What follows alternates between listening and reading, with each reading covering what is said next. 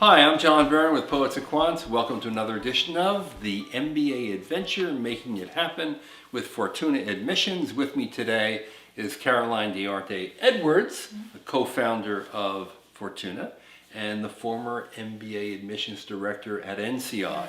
We are going to tell you the secrets of getting into INSEAD, and no one knows them better than Caroline.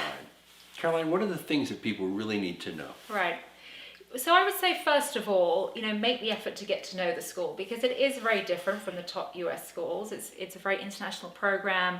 It's quite a different experience, 1 year versus 2 years, etc. So if you're within a reasonable geographic radius of one of the campuses, do go and visit the school, meet with students, attend a class if you can. The school has the campus in France, campus in Singapore, campus in Abu Dhabi, and now, of course, the hub that we visited in San Francisco that opened last week. Beautiful new hub. It is. It's very exciting. So, there are multiple opportunities to go and visit the school and get to know the community. And, there are so many ways now that you can learn about schools online, and that's fantastic to have that information at your fingertips. But I still believe that there's no substitute for actually getting on campus and soaking up the atmosphere and meeting people and getting that, that gut feel for whether it's the right environment for you. And it's such a big investment of time and money that you're going to be making if you go there, that it's worth doing that due diligence beforehand.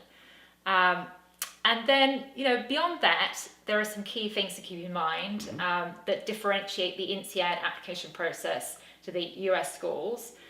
So the first big one is the international experience that the school is looking for. So most INSEAD students have studied outside their home country or worked abroad or, lived abroad or at least worked in a very international team. Right. So they've got some substantial international exposure that they can talk about in their application. And more importantly, it's not just about enumerating the length of time you've spent outside of your home country, but it's about, showcasing what you've learned from that and what you have to share with your classmates, because a lot of what you will gain from the INSEAD experience is learning how to work across borders. And so, having something to bring to the table in that regard is important. So after international experience, I would say next, keep in mind that the academic requirements are very rigorous, and INSEAD can sometimes be less flexible than the very top US schools on academic requirements. So, we've had clients who got into Stanford who would not have got into INSEAD, for example, because of the GMAT.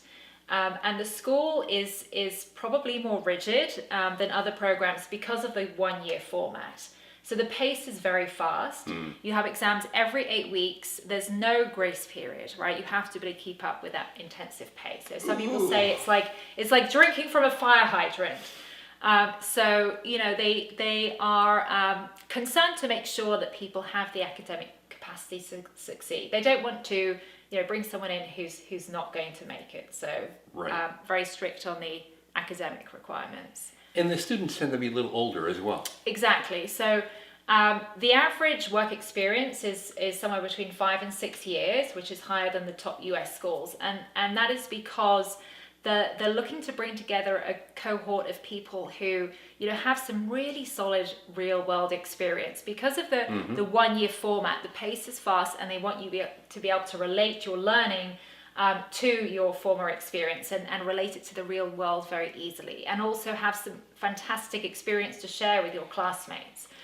So they're looking for that depth of experience and also maturity to bring to the table. So that professional experience is and that depth of experience is very important. So Caroline, when you were head of admissions and you were looking at all these applications, did you have a pet peeve that occurred again and again? All right. Well, I have a few, but one example I can give is that so the first motivation essay is the candid description essay. So they ask you to describe yourself in 500 words, which is quite a challenging exercise. And what some candidates sometimes do is they will use it as a way of, reciting more of their professional accomplishments. And it's a missed opportunity because the school already, hears about your professional success on your resume, from your recommenders, your job description essay, right? So use that precious space to tell something else, you know, show another dimension of your story. Show, you know, what makes you tick, what has made you become the person you are today. Right. And you know, that will pique the interest of the file reader much more than, you know, regurgitating more wonderful examples of how you're a fantastic professional. Or I'm 5'11" and look like George Clooney. Just kidding. Great ideas, great help. So, thank you for watching. This is John Byrne with Poets and Quants. This is the MBA adventure, Making It Happen with Fortuna Admissions.